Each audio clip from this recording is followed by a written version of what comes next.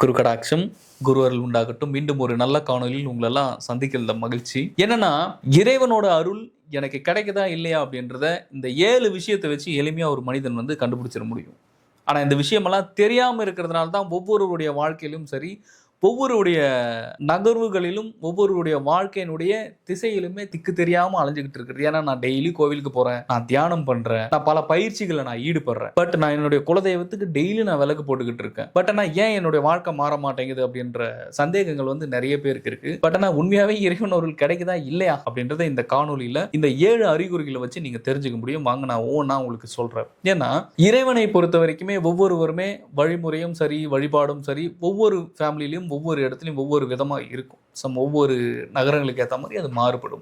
இறைவனோட அருளும் குருவோட அருள்களும் சித்தர்களுடைய அருள்களும் எப்படி கிடைக்கும் அப்படின்னா நல்லா புரிஞ்சுக்க. அப்படி ஒருவனுக்கு கிடைத்து விட்டால் அவனுடைய வாழ்க்கையில் என்ன மாதிரியான முன்னேற்றங்களும் மாற்றங்களும் இருக்கும் அப்படின்னா, தியானம் செய்பவர்களுக்கு ஒரு விதமான அருள் என்பது கிடைக்க ஆரம்பிக்கும். அதாவது மனதில் எந்த விதமான எண்ணங்கள் ஏற்படாமலும் எப்பொழுதும் மனம் ஒரு பேர் அமைதியும் ஒரு பேரானந்தத்தில் இருக்கும் தன்மை நேரடியா சொல்லணும்னா அது ஒரு இறைவனோட ஒரு பெரிய பிளஸிங்னு சொல்லுவேன். நீங்க தியானம் செஞ்சுட்டு வந்தீங்கன்னா, ஒரு சில பேர் நார்மலா ஒரு சின்ன சின்ன யோக பயிற்சிகளை செய்யும் பொழுது ஒரு 5 நிமிடமோ 10 நிமிடமோ ஒரு அமைதி நிலவும். அது எல்லாருக்கும் நீங்க இயல்பா நீங்க பார்த்திருப்பீங்க. ஆனா இப்ப பிரம்மயோகம் போன்ற ஒரு உயர் ரக பயிற்சிகளை செய்யும் போது ஒரு நாள் முழுவதும் எப்பொழுதுமே எந்த விஷயத்திலுமே சரி தன்னுடைய மனம் ஒரு நெகட்டிவாவோ ஒரு எதிர்மறை எண்ணங்கள் அப்சர்வ் பண்றது முழுக்க முழுக்க முழுக்க முழுக்க ஸ்டாப் பண்ணும். ஏன்னா பிரம்மயோகத்தை பொறுத்த வரைக்கும் சித்தர் குருநாதர் பிரம்மானந்த ஸ்ரீ சிவபிரபாகர சித்தயோகி சுவாமிகளுடைய உயர்ந்த அருட்பெரும் பயிற்சி தான் பிரம்மயோகம். பிரம்மயோகம் செய்யும் போது ஒரு நாள் முழுக்க இறை அருளும் சரி, இறை அனுகிரகமும் அந்த வைப்ரேஷன் அப்படின்றது உள்ளுக்குள்ளார அப்படி இருக்கும். ஸோ இந்த மாதிரி யோக பயிற்சிகளில் இறைவனோட அருள் கிடைக்கும் போது முதலில் ஒவ்வொருவருடைய மனமும் ஒரு பிளாங்க் ஸ்டேஜுக்கு போக ஆரம்பிக்கும். அதுக்கப்புறம் பார்த்தீங்கன்னா நிறைய நிலைகள் இருக்கு, நம்ம எல்லாமே இதில் விரிவாக்க முடியாது. ஸோ இப்போ கோவில்களுக்கு போனீங்கன்னா ஒரு சில பேருக்கு கோவிலுக்குள்ளார போகும்போது ஒரு விதமான எனர்ஜி, அதாவது காஸ்மிக் என்று சொல்லப்படுகின்ற அந்த இறை துகள்கள் அப்படின்றது கோவில் கலசத்தின் மூலயமாக பிரபஞ்ச ஆற்றலை ஈர்த்து கோவிலுக்குள்ளார விடும்போது நீங்க அங்க போயிட்டு வெளியே வந்த உடனே ஒவ்வொருவருக்கும் ஒரு அமைதியும் ஒரு மனதில் ஒரு சலனம் இல்லாத ஒரு பீஸ்ஃபுல் அந்த ஒரு அமைதி என்றது பிரபஞ்சம் கொடுக்கணும். குலதெய்வ வழிபாடு எடுக்கும் பொழுது அந்த இடத்துல ஒரு சில பேர் உயிர் பலியிடுவதும் தவறு, குற்றம்தான்.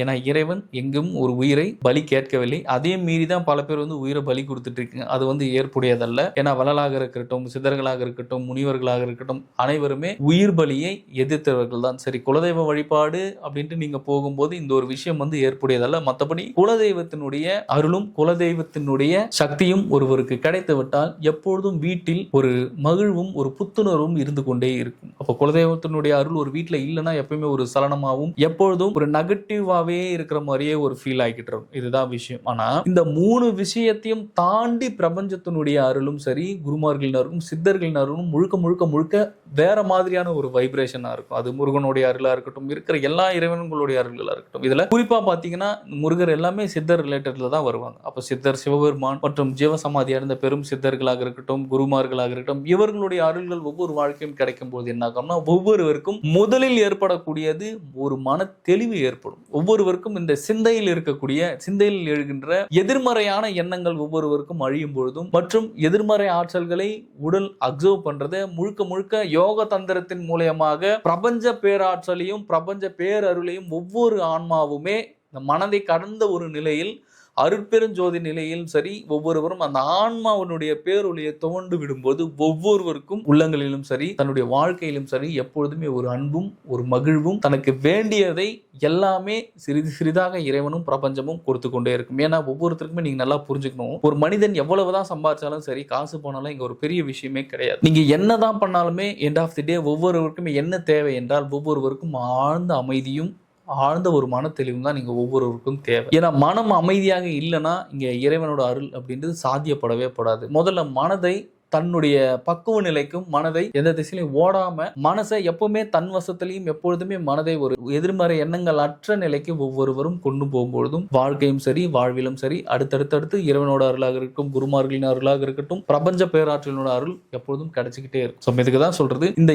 7 விஷயங்கள் ஒவ்வொருத்தரோட லைஃபும் ரொம்ப ரொம்ப ஒரு இம்பார்ட்டன்டான ஒரு விஷயம். ஆனா இது எல்லாமே மெயினா இருக்கிறது என்னன்னா ஒவ்வொருத்தருடைய வினைகள் தான் காரணம். ஏன்னா நீங்க என்ன கோவில்களுக்கு போனாலும் சரி, எங்க போனாலும் சரி, கோவில்களில் இருக்கக்கூடிய சிலைகளுக்கும் உங்களுக்கும் ஒரு விதமான ஒரு ஆற்றல் பரிணாமம் அடைய ஆரம்பிக்கும். அதாவது உங்ககிட்ட இருக்கிற டேட்டா அங்க டிரான்ஸ்ஃபர் ஆகும், அங்க இருக்கிற டேட்டா வந்து இந்த பக்கம் டிரான்ஸ்ஃபர் ஆகும். இப்படி மாறி மாறி மாறி இந்த டேட்டா டிரான்ஸ்ஃபர் ஆகும்போது கர்மா அப்படின்றது கொஞ்சம் கொஞ்சம் குறைஞ்சிக்கிட்டே வந்துகிட்டு இருக்கும். ஆனா முழுக்க முழுக்க கர்மா குறைக்கணும், முழுக்க முழுக்க தன்னுடைய வாழ்க்கையில் ஏற்பட்டிருக்கின்ற அனைத்து பாவ செயல்களாக இருக்கட்டும் எல்லாமே ஒரு பிளாஸ்ட் பண்ணிட்டு எல்லாமே அழிச்சிட்டு எப்பவுமே ஒரு பாசிட்டிவாகவும் எதிர்மறை எண்ணங்கள் சூழ பிரபஞ்ச பேரர்களும் பேராற்றலும் ஒவ்வொருவரும் சூழ வேண்டும் என்றால் சித்தர்கள் எடுத்துக்கொண்ட மற்றும் ஞானியர்களாக இருக்கட்டும் யோகியர்களாக இருக்கட்டும் இவர்கள் எல்லாமே எடுத்துக்கொண்ட யோக பயிற்சி தான் எப்பொழுதுமே ஒருவரை நிதானத்துடனும் இந்த அகங்காரம் இல்லாத கோபம் இல்லாத எப்பொழுதும் ஒரு பேரின்ப பேருணர்வுடன் ஒவ்வொருவரும் இழுக்கும்போது வாழ்க்கை ஒரு உன்னதமான ஒரு தெளிவுக்குள் இறைவனும் இயற்கையும் ஒவ்வொருவருக்கும் ஒரு ஆழ்ந்த பேரானந்தத்தை கொடுக்கும். இதுவே யோகத்தினுடைய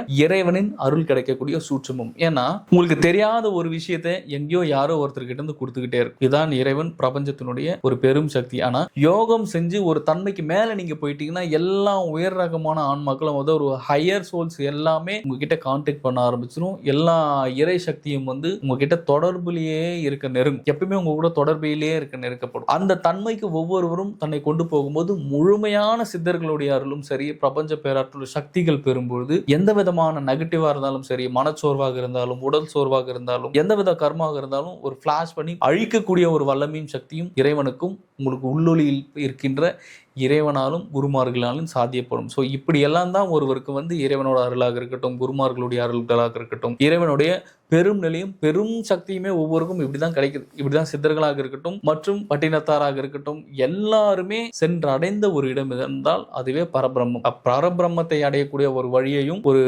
முறையையும் தான் பிரம்மயோகம் ஒவ்வொரு நாளும் பயிற்சிகளாக சொல்லிக் கொடுத்து கொண்டிருக்கிறது. ஓகே, இந்த காணொலி உங்களுக்கு பயனுள்ளதாக இருக்கும் என்று நான் நினைக்கிறேன். மீண்டும் அடுத்த காணொலியில் சந்திக்கலாம். குரு கடாட்சம்.